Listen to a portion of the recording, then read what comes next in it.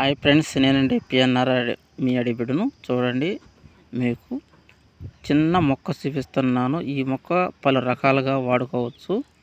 మీకు తెలుసుంటేనే వాడుకోండి, తెలియకుంటే వాడకూడదు. ఏది తెలియంది మీకు వాడకూడదు.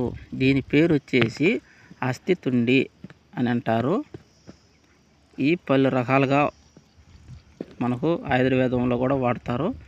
కానీ ఇదే విధంగా తేలుకొండాకు కూడా ఉంటుంది. పూత చూడండి ఎలా ఉండదో, పూత కూడా చూడండి ఎలా ఉన్నది. తేలుకొండాకు అలానే ఉంది, చెట్టు మాదిరినే ఉంది. కాకపోతే తేలుకొండాకు కాడ పొడుగ్గా వచ్చి పైన కుంటుగా వస్తుంటుంది. దీనికి మొదట్లోనే ఆకు కొమ్మలోనే రెమ్మలోనే కుంటుగా వచ్చి పూత వచ్చి ఉండాలి. తేలుకొండాకు వచ్చేసి పెద్ద ఆకులు, దీనికి చిన్న ఆకులు. చూడండి, తెలుసుంటేనే వాడండి, తెలియకుంటే వాడకూడదు. కానీ ఇది ఉపయోగిస్తారు. దీని పేరే అస్థితుండి అంటారు. అస్థితుండి అని చాలామంది చెప్పుకుంటూ ఉంటారు. చెట్టు ఎలా ఉంటుందో మీకు తెలియదు కాబట్టి మీకు చూపిస్తున్నాను. నాకు దీని గురించి తెలియదు, ఎందుకంటే మీకు చెప్పాలి కదా. తెలిస్తేనే మీరు వైద్యంలో పెట్టాలి, లేకపోతే తెలియకుంటే మీరు చేసుకోవద్దు.